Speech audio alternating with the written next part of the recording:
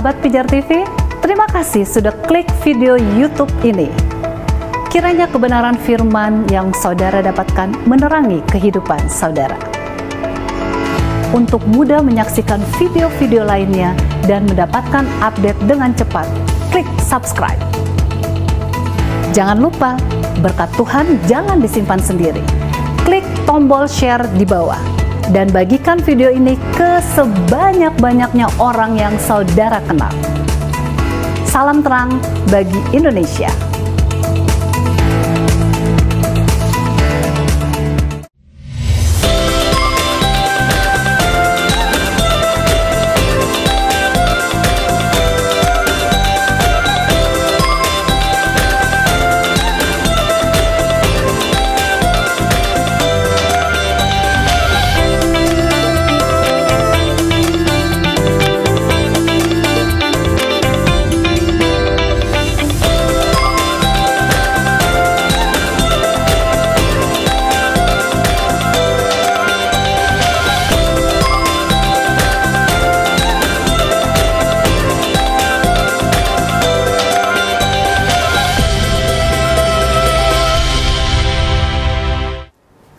Shalom, salam sejahtera pemirsa dimanapun Anda berada. Jumpa lagi bersama dengan kami dalam program Ku Tahu Yang Kupercaya. Masih dalam rangkaian pembahasan doa Bapa kami, dan tentunya setiap episode yang berkaitan dengan pembahasan ini semakin hari semakin luar biasa. Amat sangat disayangkan kalau Anda tertinggal ya. Untuk itu setialah senantiasa menyaksikan tayangan ini karena ada banyak berkat yang akan kita peroleh. Dan hari ini kita akan membahas kalimat berikutnya, yaitu dikuduskanlah namamu.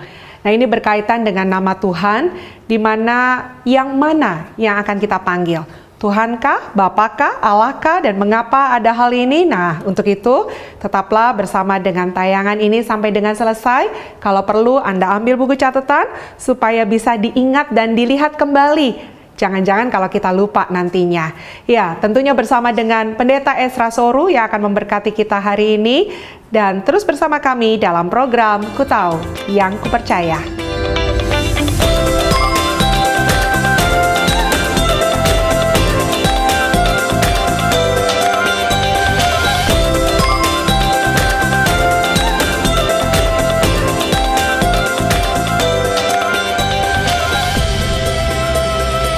Shalom saudara pemirsa, senang sekali pada hari ini saya Pendeta Ezra Soru kembali ke hadapan Anda dalam program Ku Tahu Yang Kupercaya.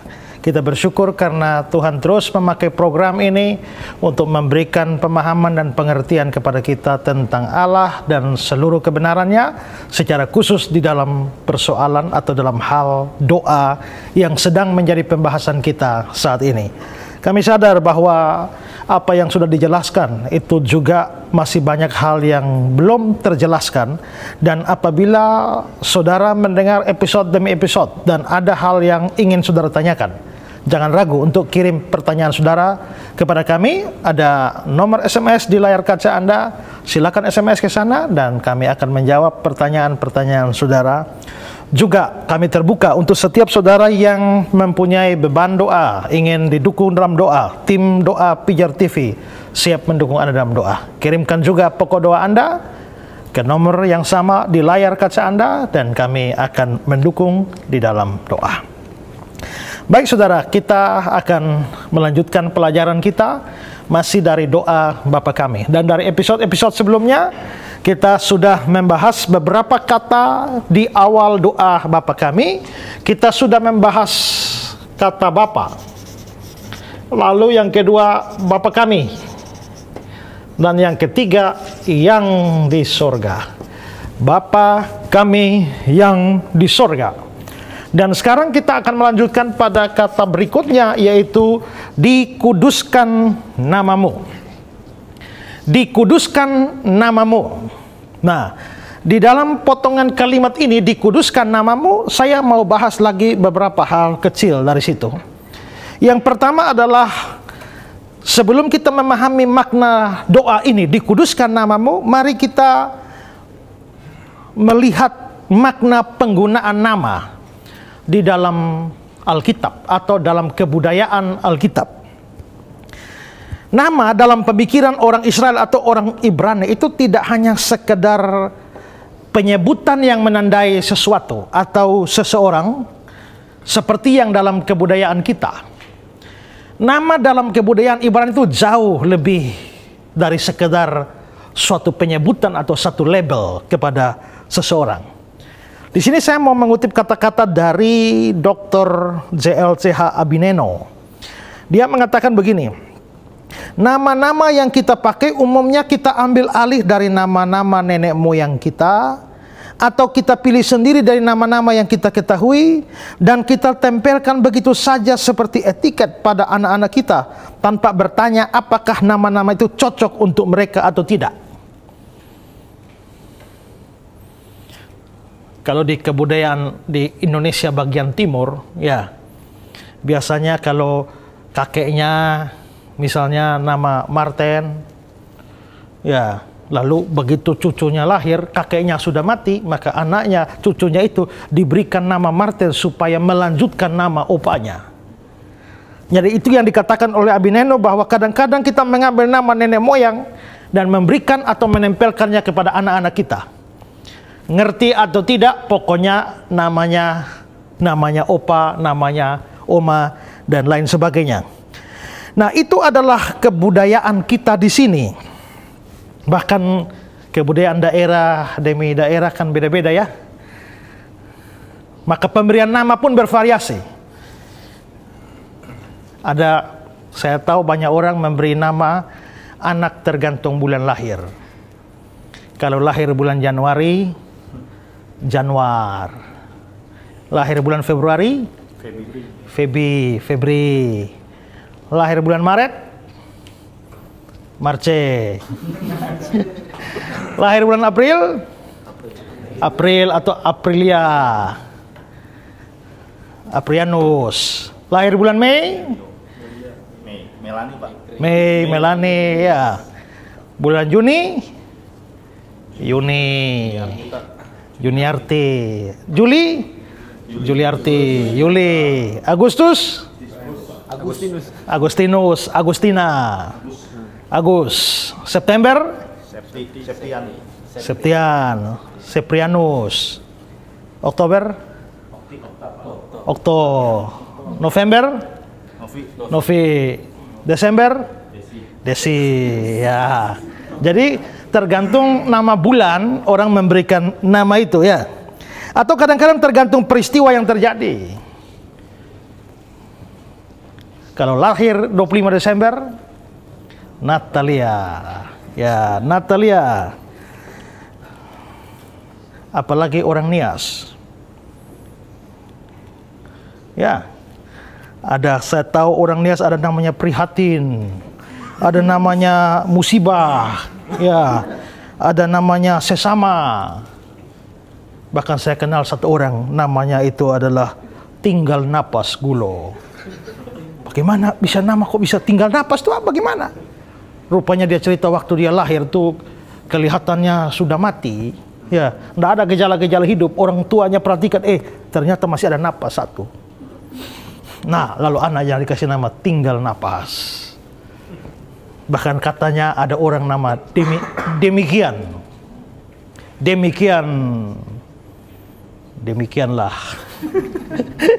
Nah, jadi nama bisa beda-beda.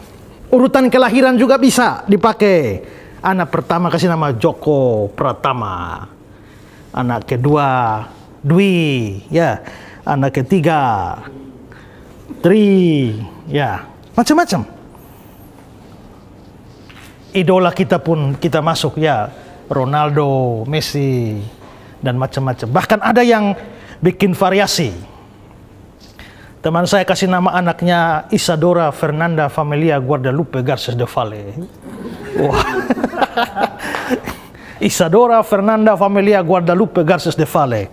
Katanya Isadora, Isa itu Yesus. Dora itu adalah pemberian, jadi pemberian Yesus. Isadora Fernanda artinya anak yang dikasih Familia karena lahir pas pemilu. Guadalupe Garces de Valle karena mamanya suka telenovela. Wah. Itulah kebiasaan kita. memberi nama dengan macam-macam alasan, macam-macam cara kita memberikan nama anak-anak kita. Tapi orang Yahudi, orang Israel tidak seperti itu. Ya, di dalam kebudayaan Israel biasanya nama itu benar-benar merupakan ciri khas seseorang. Nama yang diberikan adalah ciri khas dari orang penyandang nama itu, baik fisik maupun juga kepribadiannya. Saya mau kutip kata-kata dari Herman Bavinck dalam The Doctrine of God. Dalam kitab suci, suatu nama merupakan suatu penggambaran dari pribadi yang memakainya. Suatu nama merupakan suatu petunjuk dari pemakainya, suatu panggilan sesuai dengan sifat yang ia nyatakan dan dengan mana ia bisa dikenal. Maka nama itu, dari nama saja kita bisa tahu sifat orang. Itu dalam kebudayaan Ibrani. Barclay bilang begini, di dalam alam pikiran Ibrani, nama bukan hanya berarti nama yang dimiliki oleh seseorang. Bukan pula hanya nama yang dipakai untuk memanggil orang yang bersangkutan. Di alam pikiran Ibrani, nama berarti hakikat, karakter, kepribadian dari orang yang bersangkutan sepanjang hal-hal itu terungkapkan. Maka dari nama kita bisa dapat gambaran orangnya. Apakah saudara tahu arti nama saudara? Ada yang tahu, ada yang tidak. Nama saya Ezra Alfred. Ezra itu artinya penolong. Alfred itu artinya bijaksana.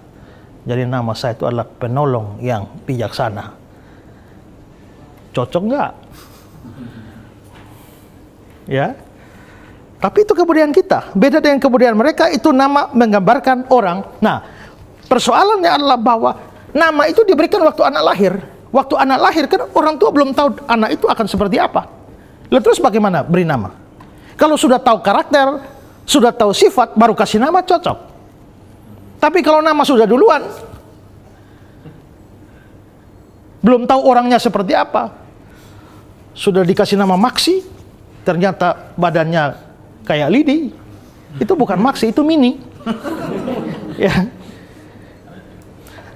Begini, orang Ibrani percaya bahwa di balik pemberian nama, Allah bekerja di sana.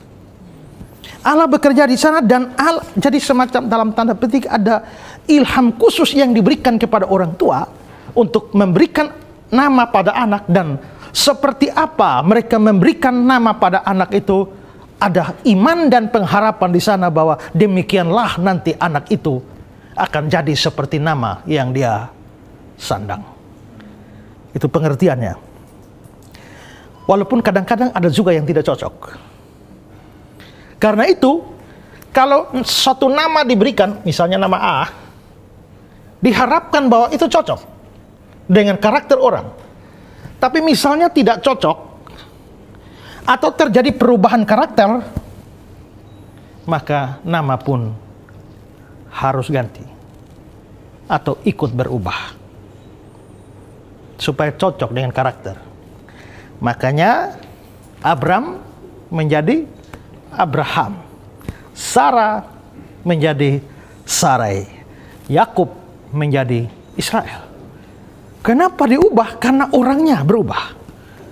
Yakub yang sebelumnya adalah penipu, berubah menjadi pejuang Allah Israel. Jadi inti yang mau saya sampaikan di sini adalah nama itu menyatakan diri atau menunjuk pada diri. Maka nama saya adalah saya. Nama Bapak adalah Bapak. Nama Pak menggambarkan pribadi Pak. Maka hal yang sama berlaku pada Allah. Nama Allah menyatakan diri Allah. Ya, mari kita melihat contoh dari Alkitab ya. Kejadian 12 ayat 2. Kejadian 12 ayat 2. Aku akan membuat engkau menjadi bangsa yang besar dan memberkati engkau serta membuat namamu masyhur dan engkau akan menjadi berkat. Membuat namamu masyhur dan engkau menjadi berkat. Membuat namamu masyhur ini kan janji kepada Abraham. Jadi namanya Abraham, huruf-huruf itu yang masyhur atau pribadi Abraham yang masyhur? pribadinya. Demikian juga dengan Tuhan. 1 Raja-Raja 8 ayat 29. 1 Raja-Raja 8 ayat 29, demikian firman Tuhan. Kiranya matamu terbuka terhadap rumahmu ini siang dan malam, terhadap tempat yang kau katakan, namaku akan tinggal di sana. Dengarkanlah doa yang hambamu panjatkan di tempat ini. Di rumah itu namaku akan tinggal di sana. Apa artinya nama Tuhan tinggal di sana? Artinya Tuhannya yang tinggal di sana. Nama Tuhan ada di sana sama dengan Tuhan ada di sana. Nama Tuhan tinggal di sana sama dengan Tuhan tinggal di sana. Mazmur 8 ayat 2. Mazmur 8 ayat 2. Ya Tuhan, Tuhan kami, betapa mulianya namamu di seluruh bumi. Keagunganmu yang mengatasi langit dinyanyikan. Betapa mulianya namamu di seluruh bumi. Mulianya namamu di seluruh bumi sama dengan diri Tuhan yang mulia. Jadi Tuhannya yang mulia, tapi disebut nama Tuhan yang mulia. Mazmur 9 ayat 11. Mazmur 9 ayat 11. Orang yang mengenal namamu percaya kepadamu. Ya, cukup. Orang yang mengenal namamu percaya kepadamu. Apa artinya mengenal nama Tuhan? Artinya kenal Tuhan. Mengenal nama Tuhan artinya mengenal Tuhan. Satu lagi, Mazmur 20 ayat 8. Mazmur 20 ayat 8. Orang ini memegahkan kereta dan orang itu memegahkan kuda. Tetapi kita bermegah dalam nama Tuhan Allah kita. Kita bermegah dalam nama Tuhan. Kalau saya bermegah dalam nama Tuhan sama dengan saya bermegah dalam Tuhan. Jadi nama Tuhan artinya pribadi Tuhan. Nama Tuhan sama dengan sifat Tuhan. Nama Tuhan sama dengan karakter Tuhan. Karena itu, kalau saya dikatakan menguduskan nama Tuhan, atau doa kita dikuduskanlah namamu, sama dengan dikuduskanlah engkau. Kalau saya menguduskan nama Tuhan, berarti saya menguduskan Tuhan. Nama Tuhan dikuduskan, berarti Tuhannya dikuduskan. Ya, paham sampai di sini semua? Ada yang mau bertanya? Saya mau bertanya tentang nama, Pak. Ya. Ya. Di sini terkait nama Allah, ada kelompok tertentu yang melarang kita mengajarkan tentang nama Allah, tetapi Yahweh. Tetapi ada juga yang menyebutkan nama Yesus sebagai Yeshua HaMashiach. Apakah semuanya memang seperti itu, Pak? Ya, kita sekarang lagi ngomong dikuduskanlah namamu. Tadi saya sudah bilang bahwa namamu sama dengan dirimu sendiri. Tapi memang ada problem sekarang, ada beberapa kelompok di dalam kekristenan yang maunya Yahweh. Anti Allah, tidak suka Allah, maunya Yahweh saja. Katanya Allah itu bukan Tuhannya orang Kristen atau Tuhannya orang Israel. Allah itu adalah Tuhannya orang Islam. Jadi orang Kristen tidak boleh menyembah Allah. Kalau kita menyembah Allah sama dengan kita menyembah ilah yang lain, dan itu menyembah berhala. Itu pandangan seperti itu. Karena itu mereka anti Allah. Semua lagu yang ada Allah dibuang. Allah ditinggikan dengan sorak-sorai. Itu ganti lagunya. Allah ditinggalkan dengan sorak-sorai. Gitu. Dan ada gereja-gereja tertentu seperti itu, ada pendeta-pendeta yang khotbah di mana-mana, pokoknya mengharamkan Allah. Allah tidak boleh dipakai, harus Yahweh. Nah, sebenarnya menanggapi itu sih kita bisa menunjukkanlah dari berbagai macam sumber yang berotoritas bahwa Allah itu sebenarnya adalah sebutan yang umum bagi sesembahan orang Israel, orang Yahudi, dan kebudayaan Semitik itu menyebut demikian. Tapi mungkin yang penting untuk kita pikirkan adalah, ini argumentasi mereka ya, Yahweh itu kan namanya Allah. Yahweh disebut nama Tuhan orang Kristen di dalam Alkitab itu adalah Yahweh. Ibu nama siapa? Ibu Kristiana. Ibu Kristiana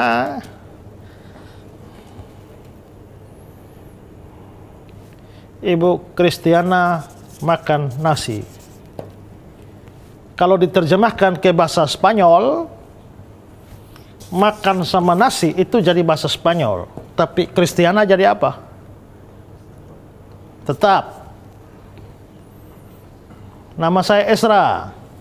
Kalau diterjemahkan dalam bahasa Portu, Ezra adalah seorang pendeta.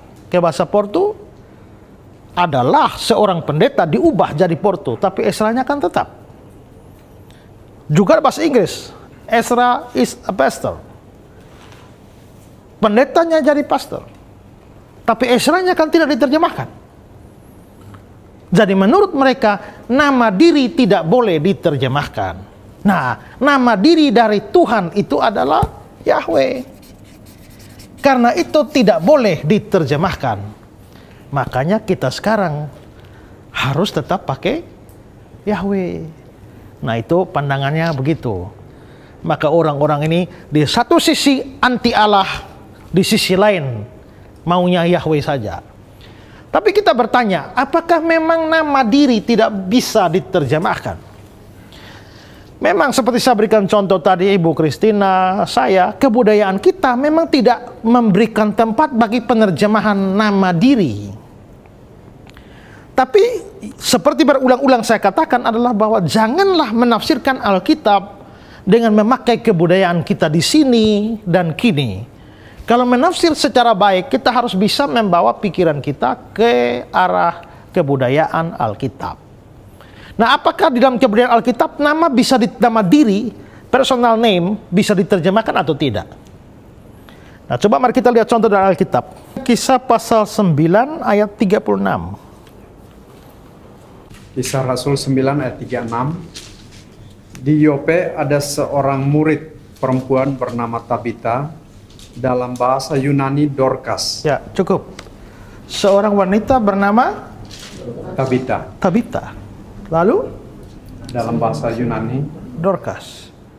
Jadi orang nama Tabita sampai bahasa Yunani tidak tetap Tabita.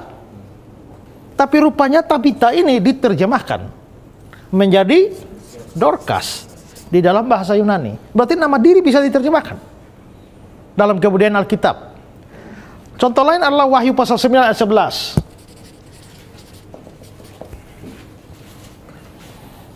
Wahyu pasal 9 ayat 11.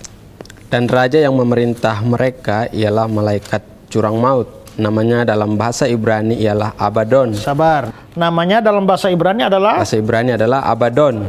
Abaddon. Ini bahasa Ibrani. Terus?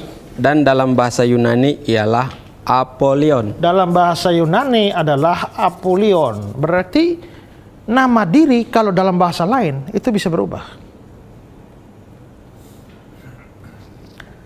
Tadi saya bilang arti nama saya adalah penolong yang bijaksana. Ya. Saya ini Ezra itu artinya penolong. Dalam bahasa Jawa, penolong itu bisa berarti panglipur. Bijaksana, Alfred itu artinya bijaksana.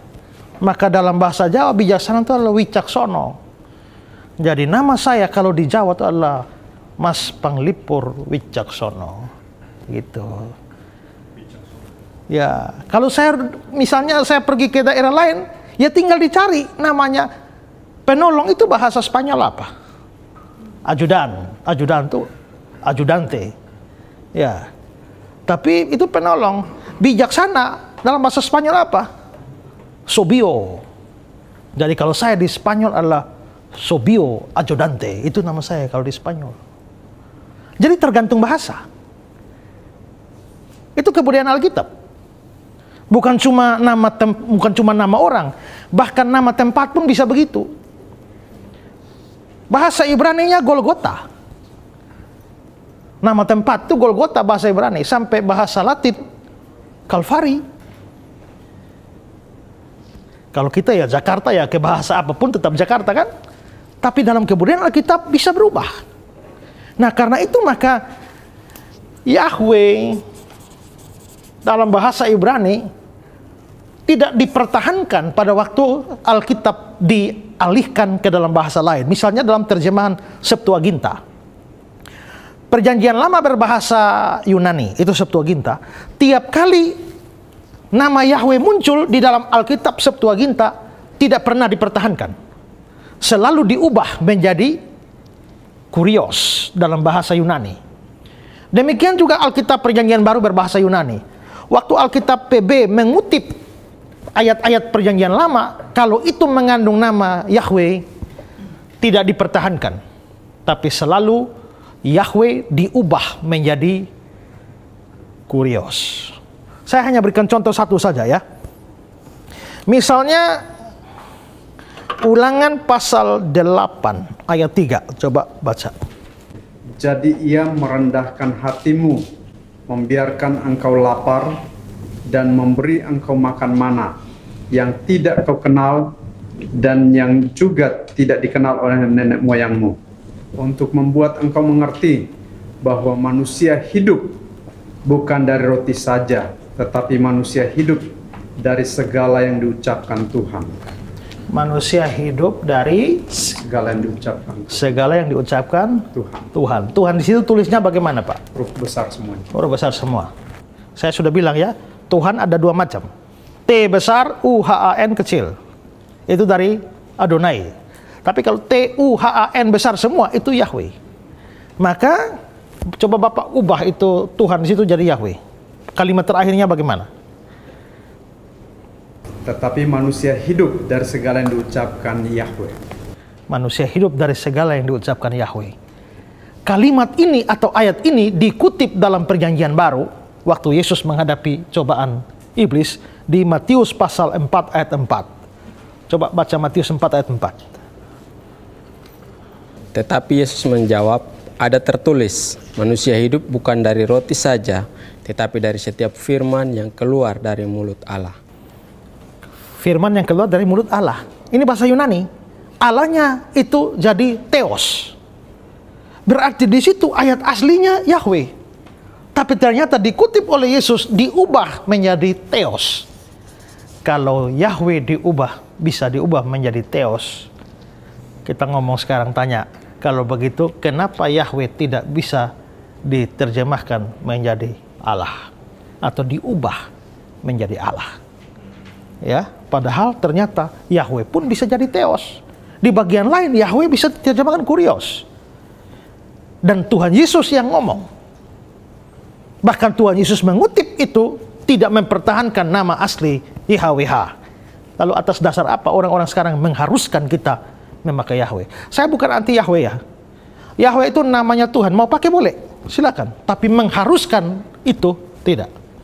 Dan menjudge orang yang tidak memakai Yahweh sebagai sesat, oh itu salah. Ya. Nah, karena itu maka menurut saya aliran seperti itu yang mengharuskan Yahweh itu mereka tidak mempunyai dasar yang cukup kuat, ya. Oke, jelas ya Pak ya? Oke, kita melanjutkan sekarang. Tadi saya sudah jelaskan nama Tuhan sama dengan diri Tuhan, karakter Tuhan.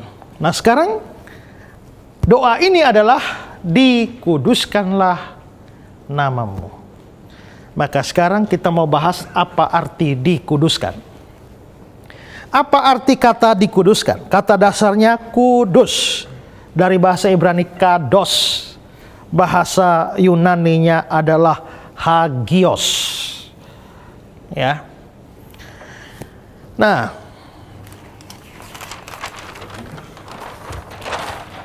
hagios bahasa Yunaninya. Kados bahasa Ibraninya. Apa artinya hagios atau kados ini?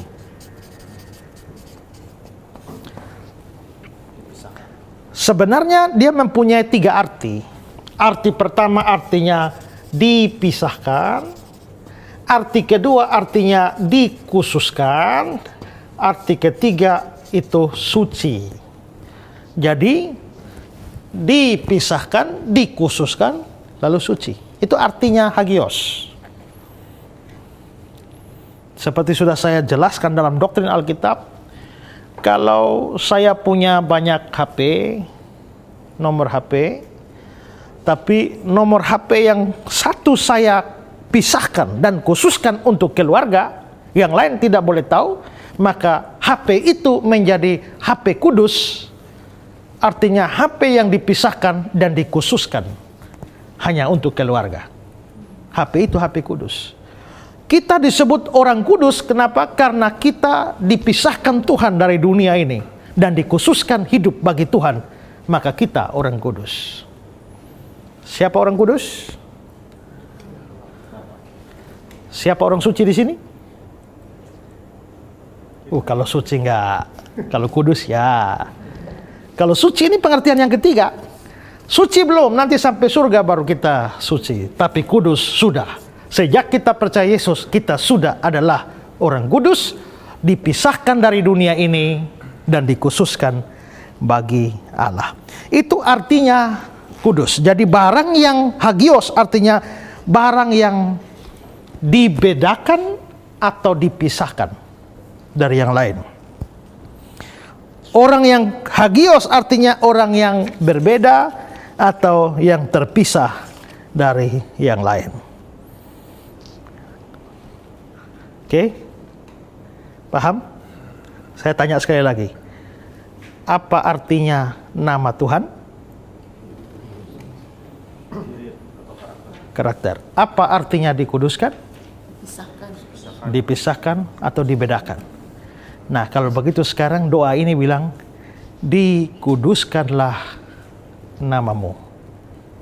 Kalau begitu artinya apa? Kalau nama itu diri, dikhususkan itu artinya dipisahkan atau dibedakan. Maka waktu saya bilang dikuduskanlah namamu, apa artinya? Ya?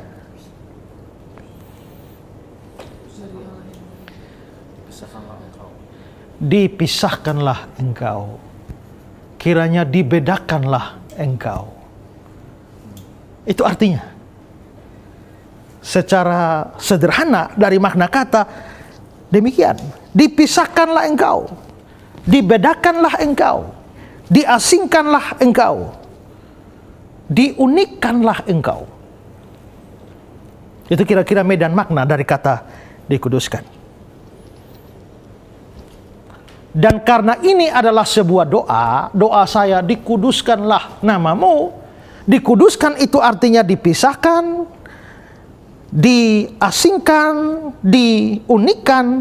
Maka waktu saya meminta Tuhan dikuduskanlah namamu, itu sama dengan saya sedang meminta Allah untuk membuat dirinya itu berbeda. Saya sedang meminta Allah untuk membuat dirinya terpisah dibandingkan dengan yang lain. Saya sedang meminta Allah untuk mengunikkan dirinya dibandingkan dengan segala Allah yang ada di kolong langit ini. Bisa paham?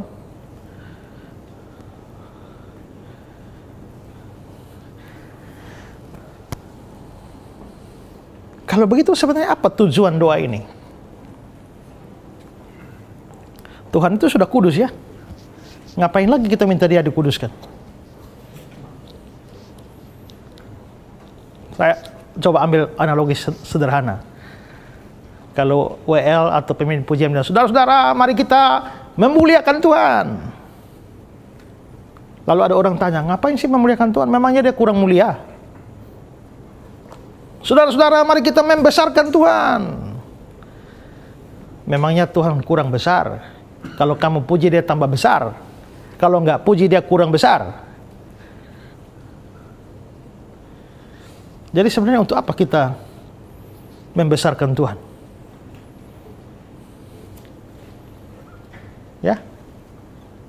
sudah besar. Tanpa kita pun sudah besar. Ya, mengakui. Di sini ada aspek objektif, Tuhan itu besar. Tapi aspek subjektifnya, Tuhan itu besar, belum tentu ibu mau akui dia besar. Tuhan itu raja, tapi belum tentu orang mau akui dia raja. Tuhan itu juru selamat, tapi belum tentu orang mau akui dia juru selamat. Kalau begitu ada suatu aspek yang objektif, atau bisa juga disebut sebagai yang ontologisnya adalah dia sudah mulia, besar, tinggi, tidak membutuhkan kita. Tapi ada aspek subjektif, atau juga bisa disebut sebagai aspek ekonomisnya adalah bahwa dibutuhkan pengakuan dari pihak ciptaan kepada karakter dan sifat-sifat Allah. Nah, kalau begitu maka pada waktu saya berdoa, Tuhan dikuduskanlah namamu, artinya dibedakanlah engkau. Tapi kan Tuhan sudah berbeda. Itu aspek objektif. Kalau begitu aspek subjektif adalah Tuhan dibedakanlah engkau. Maksudnya adalah Tuhan nyatakanlah kuasamu supaya orang tahu bahwa engkau berbeda dari yang lain. Nah gitu. Tuhan dikuduskan namamu, artinya Tuhan nyatakanlah kuasamu supaya orang tahu bahwa engkau tidak sama dengan yang lain, bahwa engkau unik. Itu sesungguhnya makna doa ini. Maka di sini Tuhan Yesus mengajar kita berdoa seperti ini, artinya adalah tanggung jawab kita adalah berdoa supaya Tuhan bekerja menyatakan kuasanya, supaya dunia mengakui dia beda, dia lain, dia terpisah, dan dia unik dari segala Allah. Itu makna doa ini. Ini dalam sekali makna ini.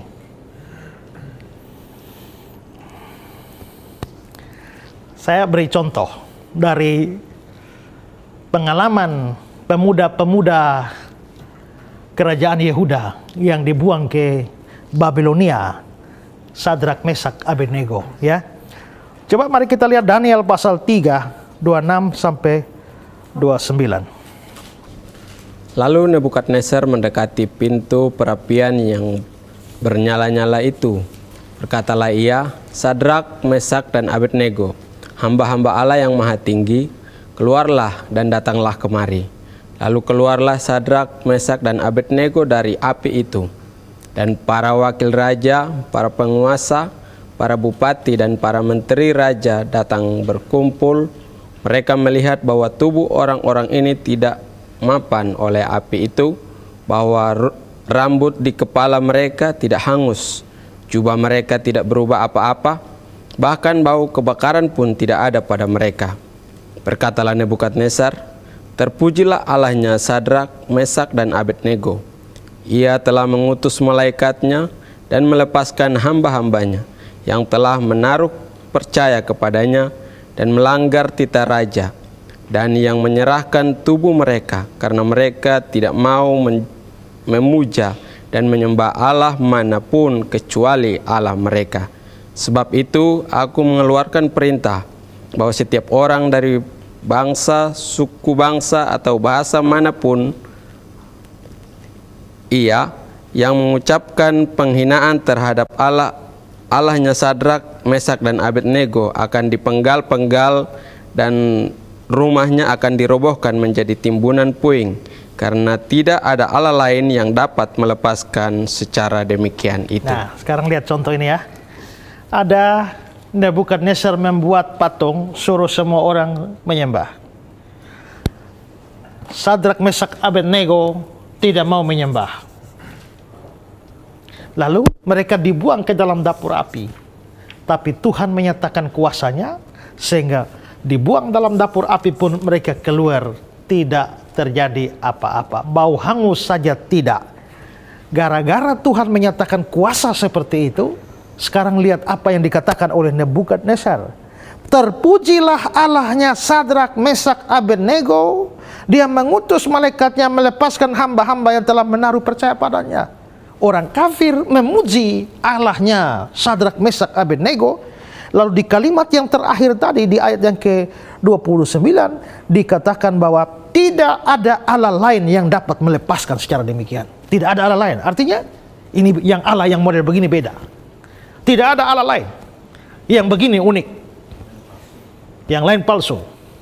Dengan kata lain, dengan dinyatakannya kuasa Allah dalam dapur api ini, maka Nebukadnezar dapat melihat bahwa Allah itu beda, lain, terpisah, unik.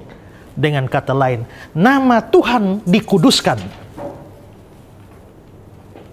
dalam peristiwa masuknya Sadrak, Mesak, Abednego ke tengah-tengah dapur api. Maka saya perlu berdoa, dikuduskanlah namamu adalah Tuhan, nyatakanlah kuasamu supaya dunia mengakui engkau tidak sama dengan yang lain. Tak ada yang sama, tak ada yang sama, tak ada yang sama seperti Yesus. Ya.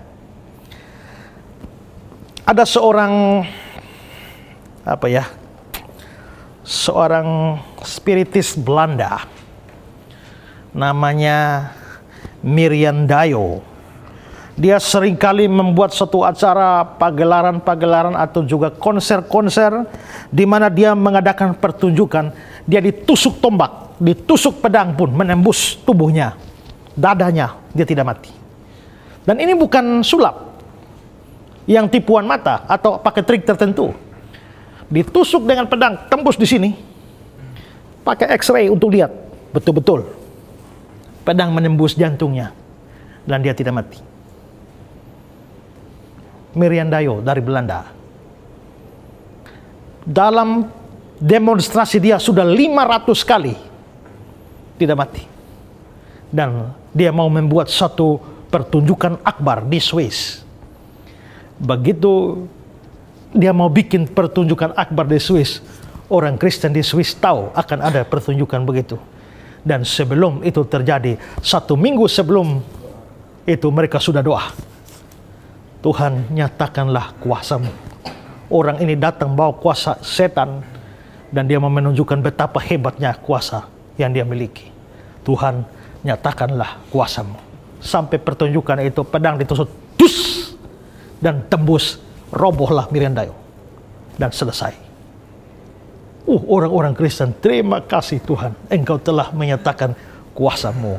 Sesungguhnya segala kuasa tidak ada yang bisa bertahan. Engkau berbeda, engkau unik, engkau asing, engkau tidak sama dengan Allah-Allah lain.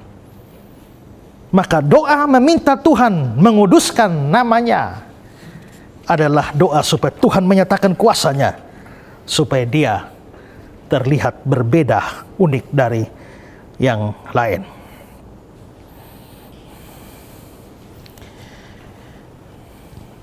Jadi kita harus berdoa supaya Tuhan menguduskan namanya. Tapi sebenarnya Tuhan juga punya satu kerinduan agar namanya dikuduskan, bukan hanya lewat doa kita, tapi lewat hidup kita. Coba mari lihat Yehezkiel pasal 36 ayat 23.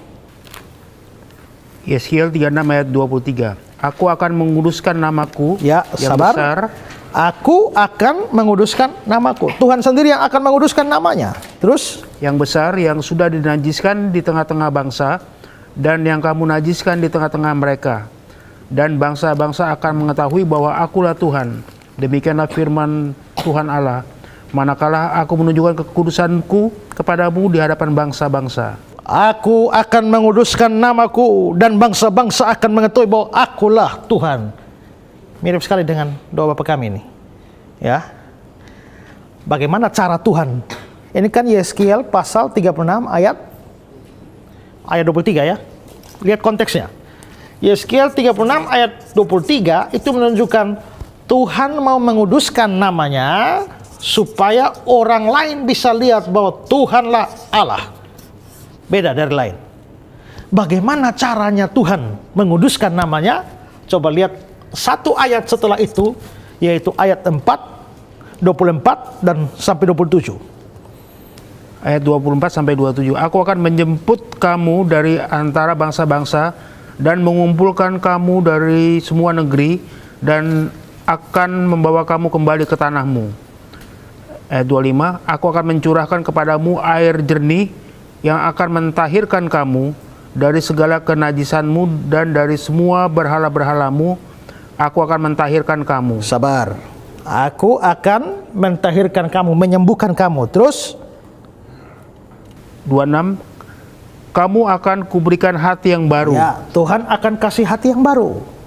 Terus Dan roh yang baru di dalam batinmu. dan roh yang baru dalam batinmu. Terus Dan aku akan menjauhkan dari tubuhmu hati yang keras. Tuhan akan menjauhkan hati yang keras. Dan kuberikan kepadamu hati yang taat. Diberi hati yang taat. Rohku akan kuberikan diam di dalam batinmu. Terus Dan aku akan membuat kamu hidup menurut segala ketetapanku. Dan tetap berpegang pada peraturan-peraturanku dan melakukannya. perhatikan. Ayat 23 Tuhan mau menguduskan namanya.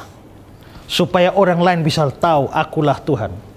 Tapi ayat 24 sampai 27 Tuhan memberikan hati yang baru. Berikan rohnya. Sehingga akhirnya umatnya bisa hidup seturut dengan segala perkataannya. Dengan kata lain, begitu Tuhan bekerja dalam umatnya dan umatnya dibaharui dengan hati, roh, batin yang baru, maka mereka akan hidup taat kepada Tuhan. Akibat dari mereka hidup taat kepada Tuhan, maka nama Tuhan akan dikuduskan. Dengan kata lain, Tuhan menguduskan namanya lewat kehidupan anak-anaknya. Ya, Tuhan mau menguduskan namanya lewat hidup Bapak. Tuhan mau menguduskan namanya lewat hidup adik, lewat hidup Pak, lewat hidup kita semua, lewat hidup pemirsa. Kalau begitu, bagaimana supaya hidup saya itu bisa menguduskan nama Tuhan? Atau Tuhan bisa pakai untuk menguduskan? Caranya, saya perlu berdoa. Saya perlu berdoa supaya melalui hidup saya, nama Tuhan bisa dikuduskan, dimuliakan, diakui bedanya. Maka sebenarnya doa Bapa kami, dikuduskanlah namamu, itu sama dengan Tuhan, ubahlah saya. Tuhan, perbaharuilah saya. Tuhan, berikanlah saya hati yang baru, supaya hidup saya, melalui hidup saya, orang bisa tahu Tuhan saya itu beda. Jadi jangan hanya berdoa Bapa kami tapi hidup dalam dosa. Dikuduskanlah namamu tapi minum mabok tidak stop-stop. Dikuduskanlah namamu tapi selingkuh jalan terus. Dikuduskan namamu tapi judi jalan terus. Dikuduskan namamu tapi tipu sini tipu sana. Berarti kita berdoa, harus berdoa supaya betul-betul semua dikuduskan dalam hidup kita. Nah, saudara-saudara, karena itu maka di sini semua orang Kristen, semua anak Tuhan harus berdoa supaya ada perubahan hidup yang membuat orang melihat dan mempermuliakan Bapamu di surga. Biarlah orang melihat perbuatan baikmu dan mempermuliakan Bapamu yang di surga. Menurut Matius pasal yang ke-5 ayat 13 sampai 16. Nah, itulah makna dikuduskanlah namamu. Baik saudara-saudara, kalau ada di antara pemirsa sekalian yang punya pertanyaan dari apa yang saya jelaskan, silakan saudara kirimkan pertanyaan saudara. Ada nomor di depan saudara di layar kaca Anda, kirimkan SMS pertanyaannya. Juga pokok-pokok doa Anda silakan dikirimkan ke sana. Sekarang saya akan melanjutkan dengan pelajaran kita pada kalimat selanjutnya, yaitu datanglah kerajaanmu, jadilah kehendakmu di bumi seperti di surga. Datanglah kerajaanmu. Kerajaanmu di sini adalah kerajaan Allah. itu sama juga dengan versi Injil Matius yang lebih menyukai sebutan kerajaan surga. Maka kerajaanmu sama dengan kerajaan Allah, sama dengan kerajaan surga. Kerajaan Allah ini suatu tema atau topik yang besar di dalam Perjanjian Baru. 68 kali disebutkan sepanjang seluruh Perjanjian Baru. Dan disinggung dalam banyak hal. Misalnya, Yohanes Pembaptis tampil dan dia menyerukan bahwa kerajaan surga sudah dekat. Berarti kerajaan ini menjadi inti pemberitaan Yohanes Pembaptis. Pada waktu Yesus tampil mulai melayani di Markus 1 ayat 14, 15, dia bilang kerajaan Allah sudah dekat. Yesus pun bicara kerajaan ini. Selama pelayanannya, Yesus masuk keluar desa, kota, beritakan tentang kerajaan Allah dalam Lukas 1 ayat 8. Dan juga Rasul Paulus, para rasul yang lain beritakan kerajaan Allah. Maka kita tahu di sini bahwa kerajaan Allah itu adalah topik yang besar sekali, tema yang besar. Kalau kita membicarakan teologi Perjanjian Baru, kerajaan Allah tidak bisa dilewatkan. Ini tema besar. Karena itu maka sekarang karena ini adalah doa, datanglah kerajaanmu, kita harus tahu dulu kerajaan Allah itu seperti apa. Ya. Kita mau lihat sekarang arti dari kerajaan. Ada macam-macam gambaran Alkitab tentang kerajaan Allah. Kadang-kadang kerajaan Allah itu digambarkan sebagai sebuah tempat. Ya. Coba contoh Matius 19 ayat 24. Matius 19 ayat 24. Sekali lagi aku berkata kepadamu, lebih mudah seekor unta masuk melalui lubang jarum daripada seorang kaya masuk ke dalam kerajaan Allah. Orang kaya masuk kerajaan Allah. Berarti kelihatannya ada kerajaan, lalu manusianya masuk. Berarti kerajaan Allah itu sebuah tempat. Sebuah tempat yang akan kita masuki. Dan ada banyak ayat seperti itu. Matius 21 ayat 31 bicara perempuan-perempuan sundal akan mendahului kamu masuk ke dalam kerajaan Allah. Dan banyak ayat seperti itu. Kesan yang kita nampak adalah bahwa kerajaan Allah itu ada di tempat yang jauh. Dan satu hari kita akan memasuki kerajaan itu. Indahlah saatnya kita jumpa di kota permai. Belum sekarang, dia ada di satu tempat yang nun jauh dari sini. Itu kerajaan Allah. Jelas?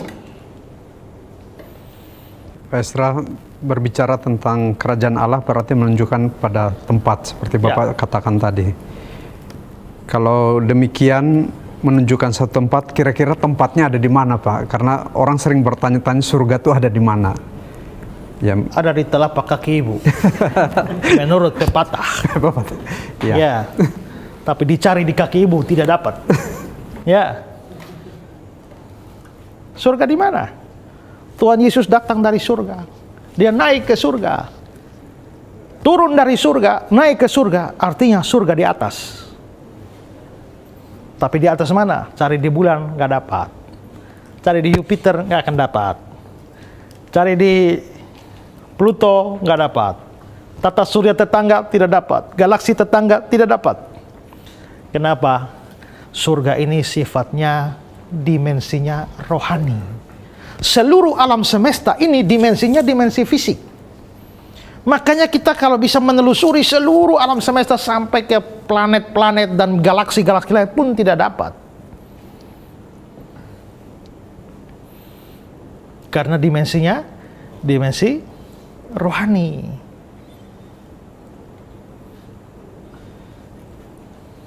Cari di bulannya tidak dapatlah. Ada orang yang pergi ke bulan, naik pesawat, pakai tabung oksigen, keliling-keliling bulan. Mana cari surga, cari neraka, tidak dapat. pulang ke bumi, dia bilang, saya sudah sampai bulan, cari-cari surga neraka, tidak ada. Alkitab omong kosong. Lalu ada pendeta bilang, memang saja kamu tidak ketemu neraka. Karena apa? Karena kamu tetap dalam pesawatmu, tetap pakai tabung oksigen. Coba cabut tabung oksigennya, keluar dari pesawat. Saya jamin kau langsung ketemu neraka. Kita pakai pesawat kecepatan cahaya untuk mencari surga. Seperti saya bilang, kecepatan cahaya itu 300.000 km per detik. Larinya kalau seandainya kita bisa bikin pesawat kecepatan cahaya 300, larinya 300.000 km per detik, 1,3 detik sampai bulan. Cepat sekali. Tapi menjelajahi angkasa luar. Dari Pluto sampai ke matahari kalau pakai pesawat kecepatan saya 5,4 tahun baru sampai. Ya. Galaksi kita dari ujung ke ujung pakai pesawat kecepatan cahaya 100.000 tahun baru sampai. Kalau neraka dan surga itu ada dalam dimensi luar dari dimensi fisik, kelihatannya lebih jauh dari galaksi. Pakai pesawat kecepatan cahaya, galaksi ini kecepatan cahaya, pesawat kecepatan cahaya 100.000 tahun baru sampai. Berarti surga neraka lebih jauh. Tapi ternyata tidak jauh, karena begitu mati sampai. Ya kan? Kalau Anda tidak percaya Yesus, mati hari Selasa pun sampai neraka. Tapi kalau Anda percaya Yesus, mati hari Rabu pun sampai surga. Cepat sekali. Jadi apa yang ada dalam dimensi fisik, cari pakai pesawat kecepatan cahaya pun tidak dapat. Tapi dalam dimensi rohani, begitu kita kemah tempat kediaman kita di bumi ini dibongkar, Allah telah menyediakan suatu tempat kediaman di surga bagi kita. We have a building from God. Kata Yunaninya adalah ekomen. Lihat bahasa Inggrisnya, we have, itu bentuk present. Artinya begitu kita beralih dari bumi ini, pada saat itu juga tempat di surga tersedia bagi kita. Begitu mati langsung dapat tempat. Cepat sekali kita sampai. Jadi kalau Bapak tanya, surga itu di mana? Di atas. Di atas mana? Jawabnya gampang. Dalam dimensi rohani. Di mana itu dimensi rohani? Tidak tahu, tunggu mati saja. Kita langsung ketemu, begitu. Ya. Ingat, tidak semua hal di dalam dunia ini atau semua kebenaran Tuhan bisa kita deteksi dengan ilmu pengetahuan kita yang ada. Ini perkara rohani, dimensi rohani. Oke? Kerajaan Allah itu dalam pengertian tempat. Tapi juga saudara, kerajaan Allah bukan hanya menunjuk pada tempat, tapi kerajaan Allah bisa menunjuk pada oknum tertentu. Dalam hal ini adalah Yesus. Ya. Bahwa kerajaan Allah atau surga bisa merujuk kepada orang atau pribadi tertentu dalam cerita tentang anak yang hilang.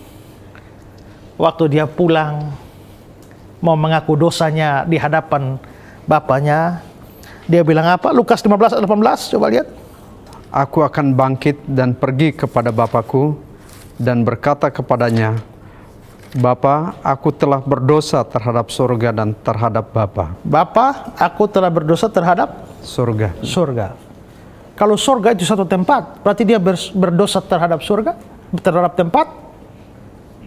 Kelihatannya tidak. Surga di sini bukan berarti tempat, tapi surga di sini lebih kepada yang berdiam di surga, yaitu Allah. Maka di sini surga itu artinya Allah, merujuk pada pribadinya. Dan karena itu maka dalam perkembangan pemahaman di kemudian hari, itu dianggap kerajaan surga itu dianggap mengacu kepada kehadiran Kristus. Coba kita perhatikan ya. Dalam Markus 1 ayat 15. Markus 1 ayat 15. Katanya, waktunya telah genap, kerajaan Allah sudah dekat, bertobatlah dan percayalah kepada Injil. Kerajaan Allah sudah dekat. Ini bukan merujuk pada satu tempat. Kerajaan Allah sudah dekat dalam pemberitaan Yohanes. Itu merujuk pada kehadiran Yesus. Jadi kalau Yesus hadir, maka kerajaan Allah hadir. Kerajaan Allah sudah dekat artinya sedikit lagi Yesus akan muncul. Itu yang dimaksudkan dengan kerajaan Allah. Jadi kerajaan Allah pertama itu satu tempat, kedua merujuk kepada Yesus sebagai tokoh kerajaan itu. Yang ketiga itu juga bisa berarti sebuah kondisi. Coba lihat Matius 12 ayat 28.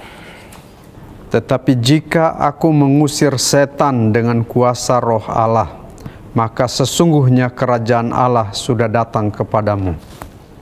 Kalau ini ada setan di sini, aku usir setan dari dia, kerajaan Allah sudah datang pada dia. Kalau yang pertama tadi, kelihatannya kita yang masuk kerajaan. Kita yang pergi kepada kerajaan itu. Tapi di sini, kerajaannya yang datang pada kita. Kalau aku mengusir setan, sesungguhnya kerajaan Allah sudah datang kepadamu. Kalau begitu, situasi di mana seseorang terlepas dari kuasa gelap, seorang terlepas dari ikatan dunia dan ikatan setan-setan, pada waktu di mana Kristus memerintah atas dia, otoritas dan kuasa Kristus berdaulat penuh atas dia, maka itu disebut sebagai kerajaan Allah. Maka itu merujuk pada situasi, ya. Juga nanti kita bisa lihat Roma pasal 14 ayat 17, kerajaan Allah itu bukan soal makan minum, tapi soal kebenaran, damai, sukacita oleh Roh Kudus. Semua itu menunjukkan bahwa kerajaan Allah itu bicara tentang sebuah kondisi. Berarti ada 3 makna kerajaan Allah. Pertama, sebuah tempat. Kedua, menunjuk pada pribadi tertentu, dalam hal ini Yesus. Dan yang ketiga adalah situasi. Semua ini disebut sebagai kerajaan Allah. Oke, paham? Pak, pertanyaan. Ya. Terkait dengan kerajaan Allah di bumi ini, Pak. Bagaimana dengan ajaran saksi Yehova tentang dunia baru atau Firdaus di bumi? Ya, orang saksi Yehova memang punya kepercayaan ada kerajaan Allah di bumi memang. Mereka sebutnya Firdaus. Kenapa mereka berpikiran seperti itu atau mempunyai doktrin seperti itu? Ingat, orang saksi Yehova tidak percaya ada neraka, tapi percaya ada surga.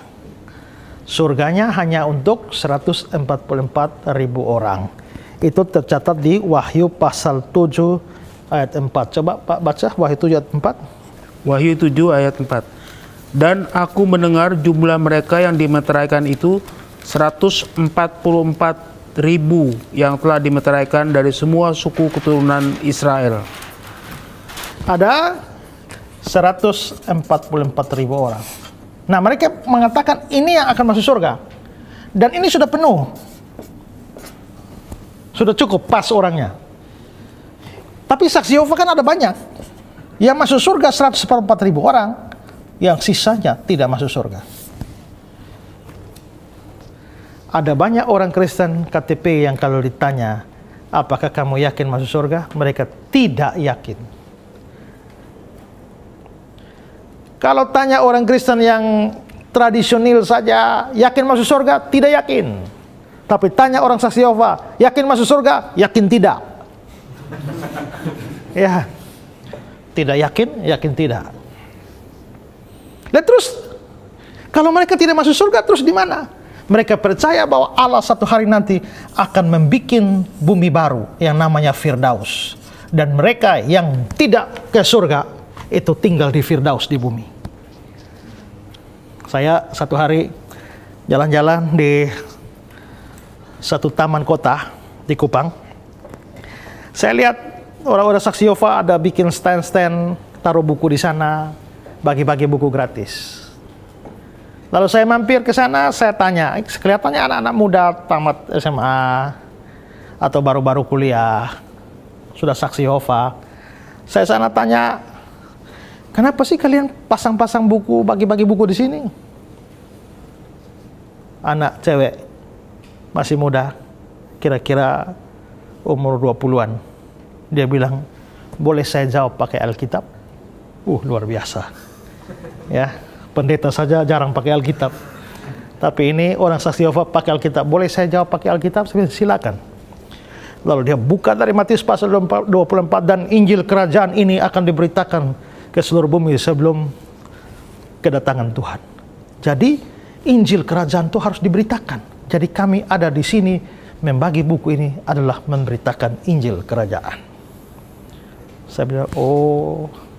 Lalu saya tanya, Injil itu apa? Dia bilang kabar baik. Betul. Injil itu kabar baik. Oke. Kalau Injil adalah kabar baik, sekarang saya mau tanya sama kamu. Kamu saksi Yehova. Saya bukan saksi Yehova. Saya orang Kristen. Kamu orang saksi Yehova. Seandainya saya ngikut kamu, kabar baik apa yang kamu bisa berikan bagi saya? Kalau saya ikut kamu, saya pasti tidak masuk surga. Kamu saja pasti tidak masuk kok. Terus kabar yang paling baik yang kamu bisa berikan bahwa saya akan ada di mana itu apa? Lalu dia bilang bahwa kita akan sama-sama dalam Firdaus di bumi.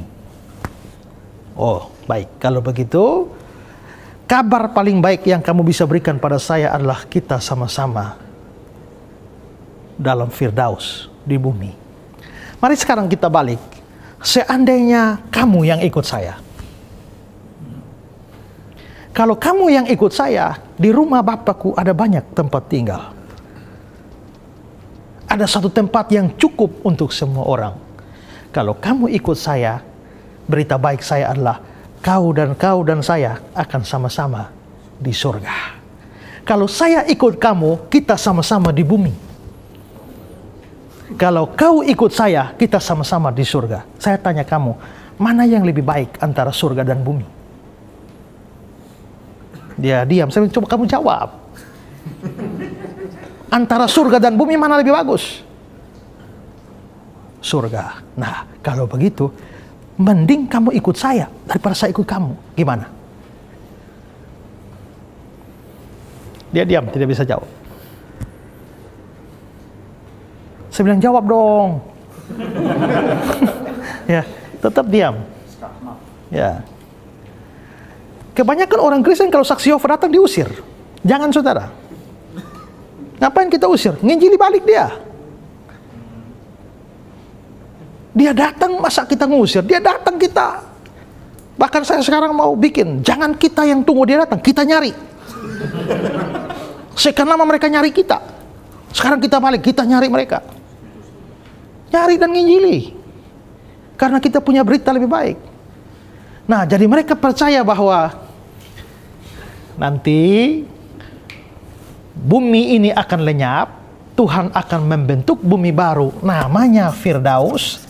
Itulah sebabnya Alkitabnya saksi Yehova namanya terjemahan dunia baru. New World Translation, karena dari dunia baru. Tapi namanya Firdaus, tapi Firdaus ini belum ada. Firdaus ini nanti setelah langit dan bumi sekarang dihancurkan, baru Firdaus muncul. Kalau begitu sekarang Firdaus belum ada? Belum. Lah terus bagaimana dengan Tuhan Yesus bilang pada penjahat itu, aku berkata kepadamu, sesungguhnya hari ini engkau bersama dengan aku di Firdaus. Berarti sudah ada dong. Lalu orang saksi bilang, bukan. Ayat itu bukan begitu. Bukan, aku berkata kepadamu, sesungguhnya hari ini engkau bersama dengan aku di Firdaus. Bukan. Ayat itu bunyinya, aku berkata kepadamu hari ini, sesungguhnya engkau akan bersama dengan aku di Firdaus. Kapan bersama? Nanti. Lalu terus hari ini, aku berkata padamu. Ya. Jadi hari ininya bukan menunjuk pada bersama di Firdaus. Tapi hari ini menunjuk pada aku berkata padamu. Jadi hari ini aku berkata padamu. Tapi kapan kita di Firdaus? Nanti. Bukan sekarang. Ya. Itu lihat bahwa penyesatan bisa terjadi hanya soal satu kata. Koma digeser,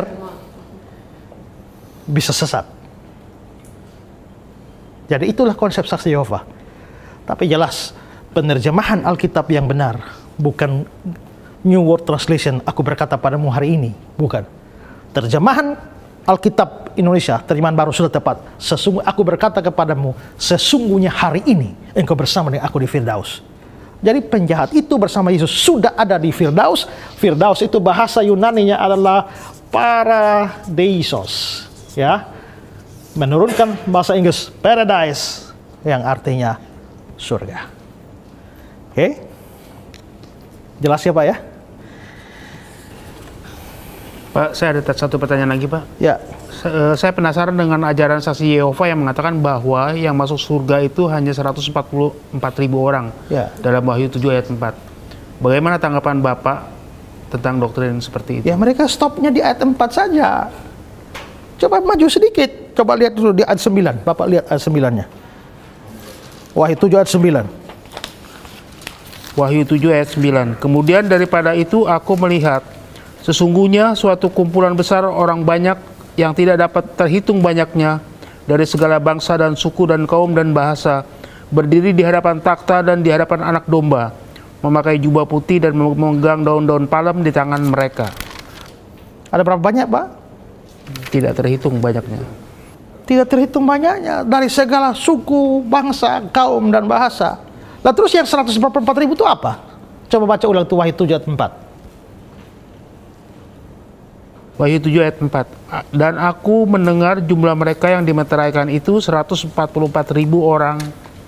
144.000 yang telah dimeteraikan dari semua suku keturunan Israel. Dari Israel.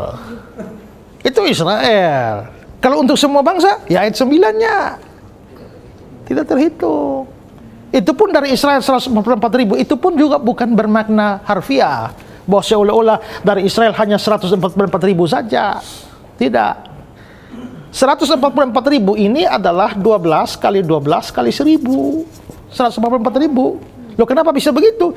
Karena 1.000 itu angka sempurna. 12 itu perwakilan umat Allah perjanjian lama dari 12 suku Israel. Ditambah dengan perwakilan umat Allah dalam perjanjian baru 12 murid Yesus. Ya, 12 kali 12 kali sempurna 1.000, 144.000. Terus dari mana 12 diambil? Ya karena di surga nanti secara simbolik. Mari coba lihat Wahyu 21 ayat 11. Wahyu 21 ayat 11. Ini surga ya.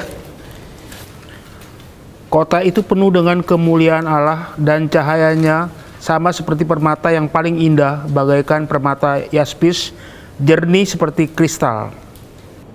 Terus 12. Dan temboknya besar lagi tinggi dan pintu gerbangnya 12 buah.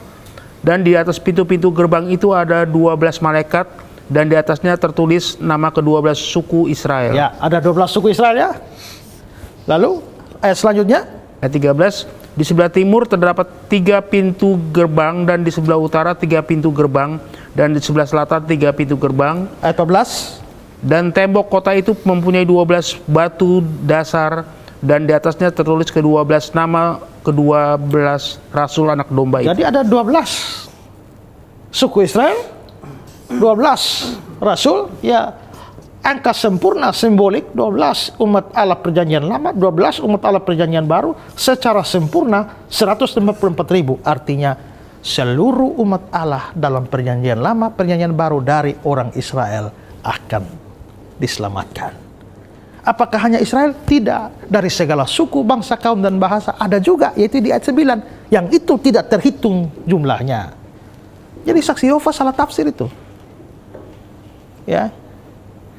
Karena itu jangan percaya, jangan ikut saksi Yehova, nanti tidak masuk surga. Bukan juga di bumi, neraka. Ya. Tapi mereka tidak percaya neraka. Ya. Jadi dari situ kita bisa lihat bahwa memang penafsiran ini adalah penafsiran yang keliru, ya. Jadi kita kembali kepada konsep kerajaan. Ya, kerajaan Allah itu menunjuk pada tempat, menunjuk pada orang atau menunjuk pada situasinya. Nah, saya akan bicara sekarang, kalau begitu ini doa, apa artinya datanglah kerajaanmu dalam doa Bapa kami? Coba pikirin. Kerajaan Allah tadi apa? Tempat, bisa menunjuk pada Yesus, bisa menunjuk pada situasi. Kalau saya berdoa, datanglah kerajaanmu. Kerajaan yang mana nih? Yesus dan tempat. Yang satu atau dua atau tiga? Yesus dan kondisi. Tempat nggak mungkin. 2 dan 3. Karena tidak bisa surga datang di sini.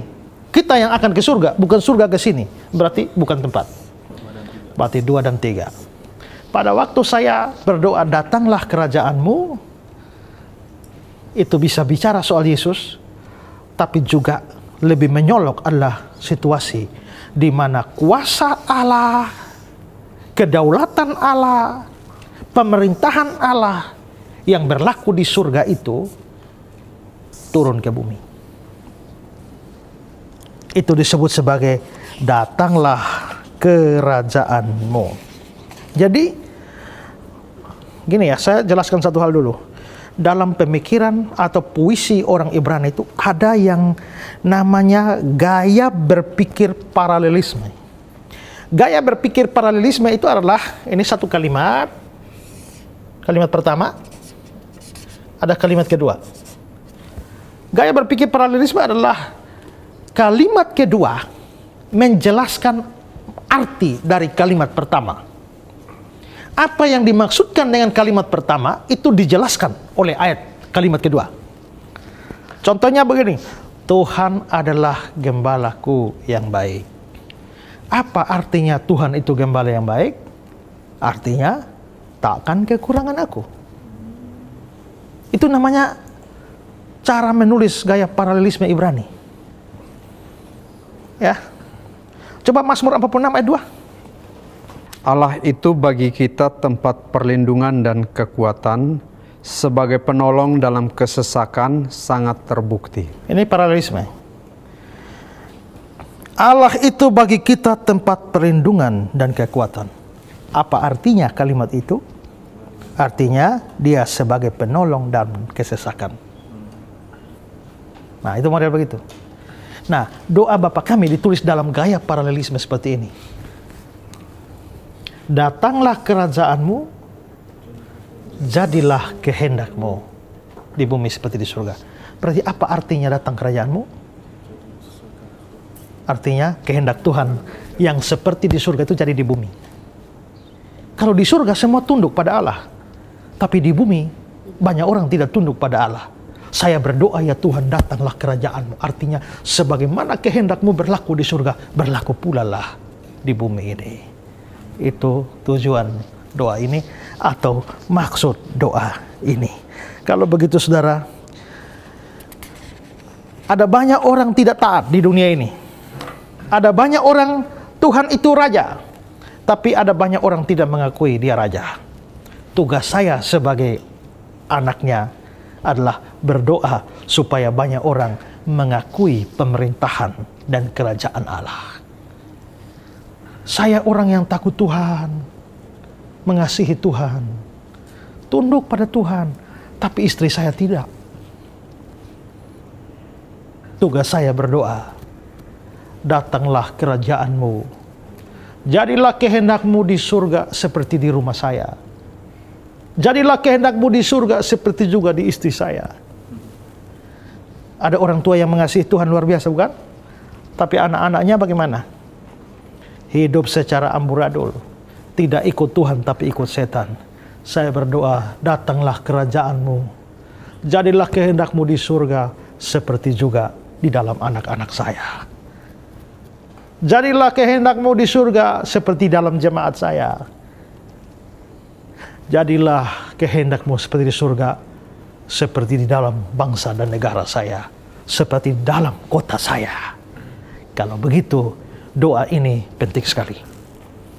Saya sudah bilang ya, tujuan doa Bapa kami bukan untuk kata per kata, tapi makna di balik itu. Jadi saya tidak perlu mengucapkan kata-kata persis, tapi kalau saya berdoa supaya pemerintahan Tuhan terjadi atas bangsa dan negara ini, atas keluarga saya, atas kota saya, atas suku bangsa saya sedang berdoa supaya kerajaan Allah datang ke bumi ini, ya. Nah, tapi sama dengan tadi, dikuduskanlah namamu. Sewaktu saya berdoa dikuduskanlah namamu, bukan hanya berdoa, tapi saya harus hidup sedemikian rupa supaya nama Tuhan dikuduskan. Maka waktu saya berdoa supaya kerajaan Allah datang ke bumi, dan supaya kehendaknya seperti di surga itu di bumi juga, maka saya mesti ada action. Actionnya apa? Saya mesti hidup sepadan dengan gaya kerajaan Allah. Filipi 3:20 bilang, kewargaan kita adalah dalam surga. 2 Tesalonika 1 ayat 5 bilang, kamu layak menjadi warga kerajaan Allah. Nah, kalau begitu, kita mesti hidup seperti anak-anak kerajaan. Apakah karakter kita sudah karakter kerajaan? Bagaimana sih karakter kerajaan? Baca tuh di Matius 5, Tuhan Yesus khotbah itu. Hal kerajaan surga seumpama. Banyak kali perumpamaan juga itu ya. Hal kerajaan surga seumpama. Hal kerajaan Allah seperti. Wah, kalau begitu, itulah karakter-karakter yang harus kita miliki. Ya. Yang kedua adalah bahwa kita harus memberitakan kerajaan Allah. Dan Injil kerajaan ini akan diberitakan ke seluruh bangsa. Nah, jadi jangan hanya berdoa.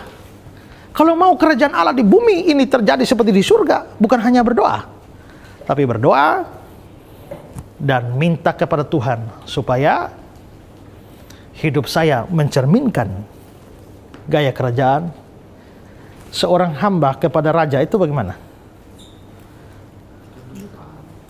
Jadilah padaku seperti yang kau ingini. Kalau begitu saya harus tunduk kepada sang raja itu. Tapi saya juga harus aktif memberitakan kerajaan Allah. Kalau mau kerajaan Allah jadi di bumi ini. Artinya apa? Rajin beritakan Injil. Maka waktu saya berdoa, doa Bapa kami, datanglah kerajaanmu, jadilah kehendakmu di bumi seperti di surga. Artinya saya mau berdoa supaya Tuhan pakailah saya untuk beritakan Injil kemana-mana. Saudara pemirsa, program Ku Tahu Yang Ku Percaya ini ada. Kenapa? Ini adalah upaya memberitakan kerajaan Allah.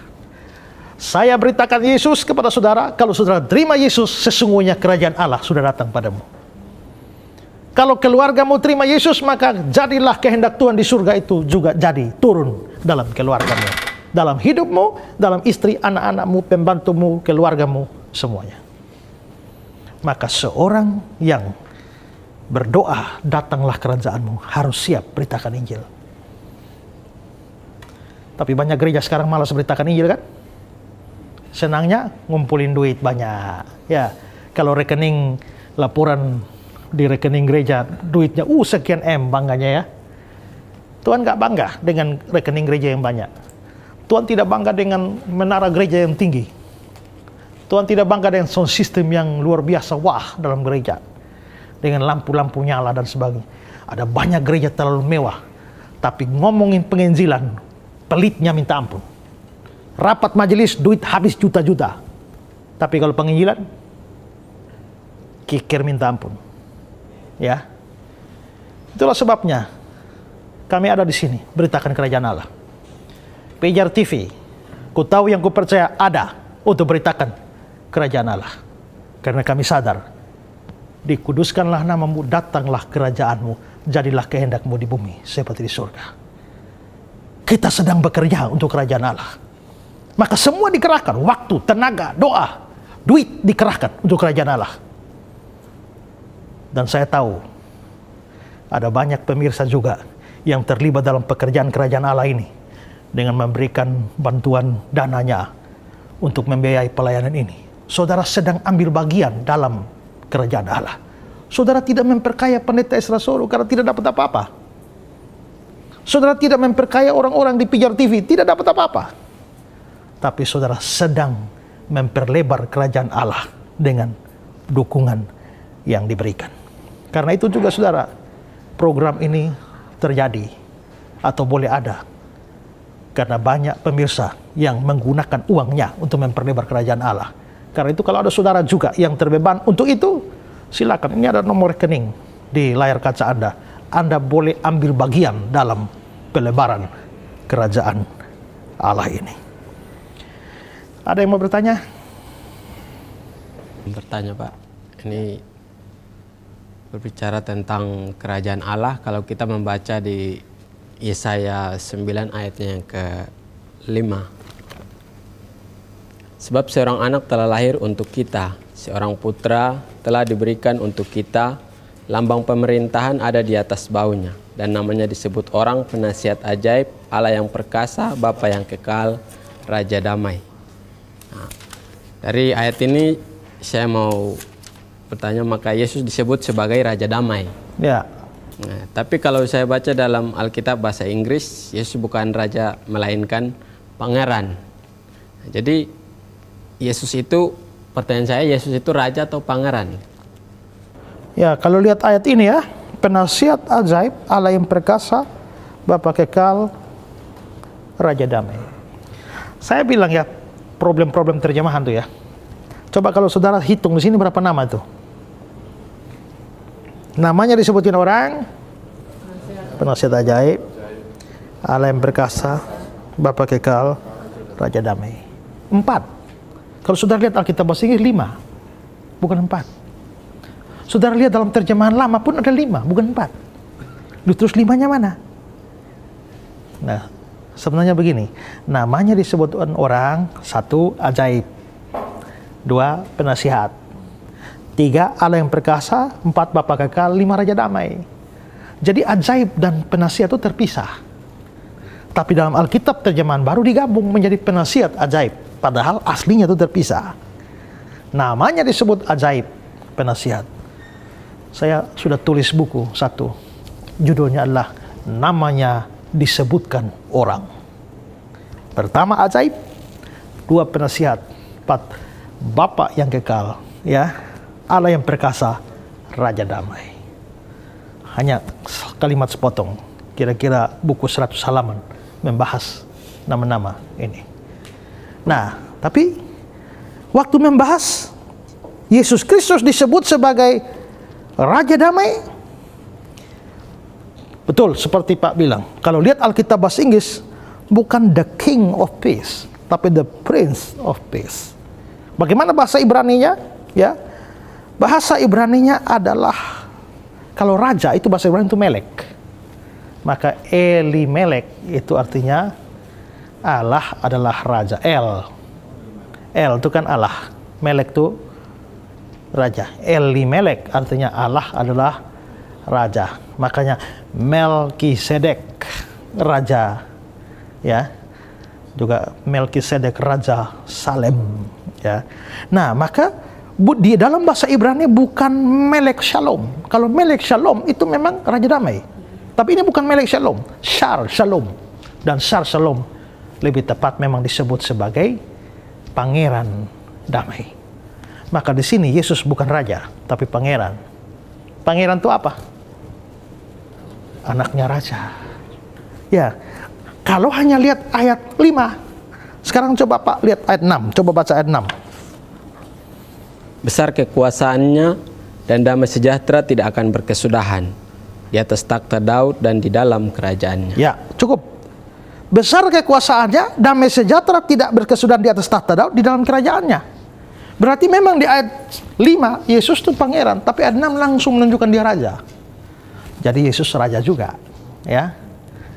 Mengapa kok dia di ayat 5 dibilang pangeran bukan raja? Karena yang ditekankan adalah dia sebagai anak. Seorang anak telah lahir, seorang putra telah diberikan. Karena ditekankan sebagai anak, makanya dia disebut sebagai the Prince of Peace, Shar Shalom. Tapi di ayat 6 langsung dikembalikan bahwa dia, yaitu dia duduk di atas tahta Daud dan di dalam kerajaannya. Berarti dia juga raja. Jadi Yesus tetap adalah raja di dalam kerajaan Allah. Oke. Baik saudara-saudara, kita sudah menyelesaikan pembahasan kita soal potongan kalimat datanglah kerajaanmu, jadilah kehendakmu di bumi di surga. Dan saya berharap pembahasan ini terus memperlengkapi Anda di dalam pemahaman akan kebenaran firman Tuhan. Sekali lagi, silakan saudara, kalau punya pertanyaan, kirimkan pertanyaan saudara. Demikian juga pokok doa di nomor SMS di layar kaca Anda. Dan seperti saya katakan tadi, bahwa ada banyak dari antara saudara mau terlibat di dalam pelebaran kerajaan Allah melalui pelayanan Pijar TV. Ku tahu yang ku percaya. Kami beri kesempatan Anda bersumbangsi di dalam pekerjaan pelebaran kerajaan Allah ini. Ada nomor rekening di layar kaca ini. Anda boleh memberikan persembahan Anda demi kerajaan Allah. Sampai di sini perjumpaan kita kali ini. Sampai jumpa dalam episode-episode yang akan datang. Tuhan memberkati saudara dan salam terang bagi Indonesia.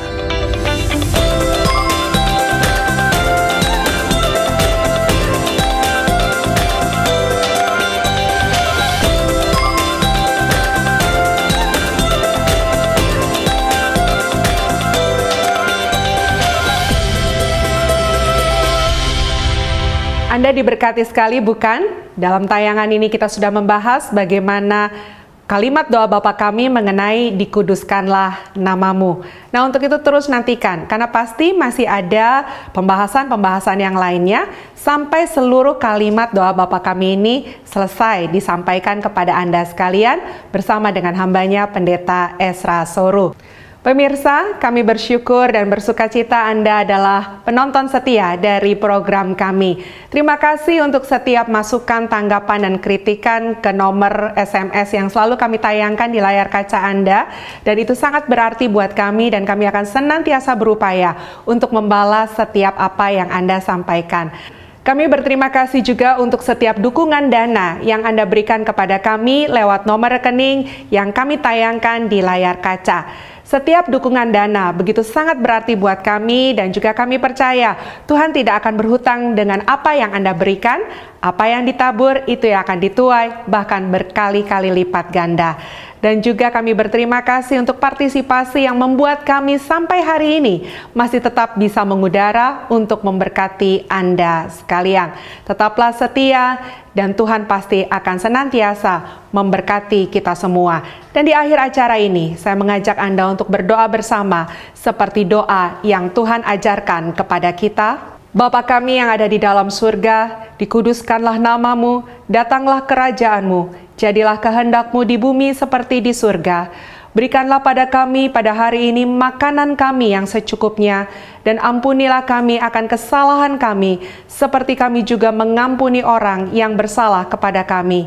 Dan janganlah membawa kami ke dalam pencobaan, tetapi lepaskanlah kami daripada yang jahat, karena Engkaulah yang empunya kerajaan, dan kuasa, dan kemuliaan, sampai selama-lamanya. Amin.